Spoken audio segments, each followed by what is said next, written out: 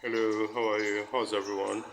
I read something on the internet that got my attention today that some people are trying to poison their works, their artworks with some kind of code that if an AI computer is trying to read the picture, the AI messes up the algorithms of the AI, so the AI can't even generate such images anymore.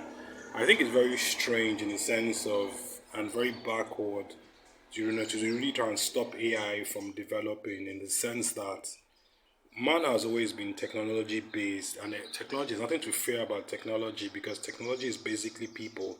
There's nothing like robots are behind technology, people are behind technology. So having a fear, an inordinate fear for technology is strange, because people are the ones who run this technology. So I find it strange when people say, people, AI shouldn't work on my work, AI shouldn't learn on my work. I want AI to learn on my work, because I want AI to be on par with what I'm doing. And I want text to images to be as realistic as possible. So basically, if an AI could work on this video and make something realistic, it doesn't have to look at me, but make it realistic, then fine, then work on this video and use it, because I'm always looking for realistic stuff. I'm looking for the best of the best.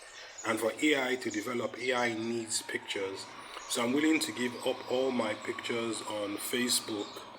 My name is Loloko Loko on Facebook. If you're an AI company, you can go to Facebook, download all my images, feed all my images into your computer, let your computer develop.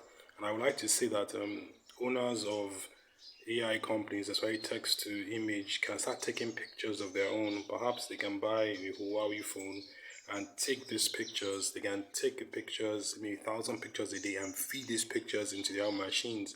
I think it's wrong to try and stop technology, because that's, imagine if someone tried to stop us from, when the cave days, when we had to create a hammer, someone said no, the hammer was going to take my job. Where would we be? Or someone tried to create a horse, or when we're riding horses, someone tried to create a car and says no, you can't create a horse because you're using my thing.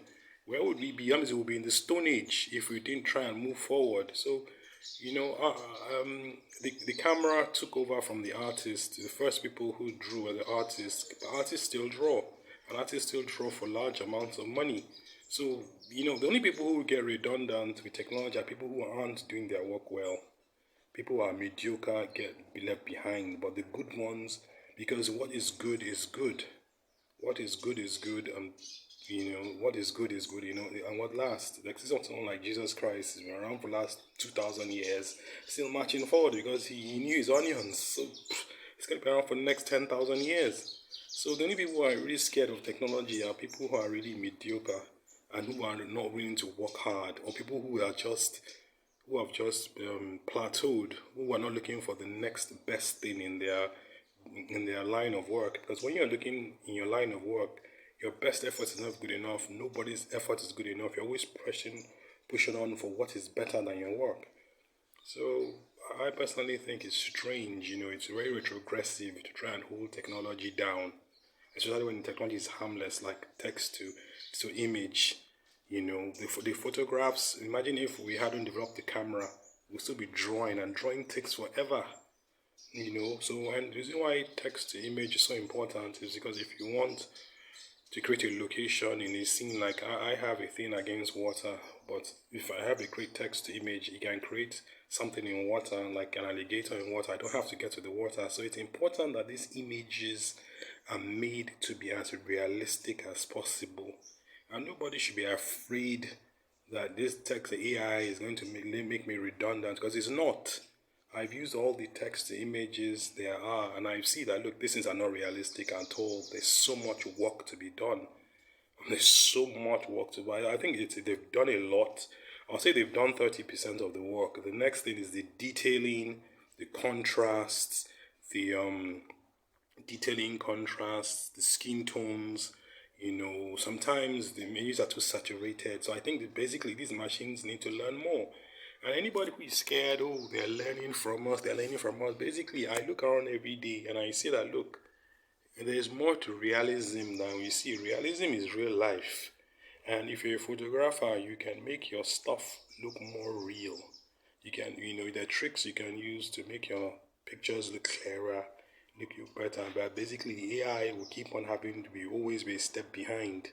And some levels, the AI can go like painting. If you're a painter, the AI is not really going to paint on canvas. And even if it can, let it. Basically, what is real is real.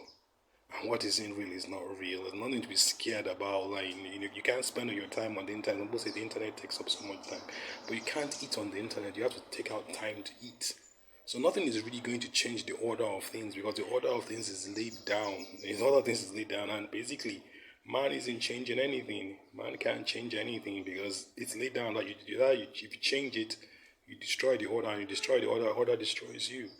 So I'm trying to say that, look, there's nothing to be afraid of with the AI and technology. There's nothing to be afraid of in technology. Technology is controlled by people.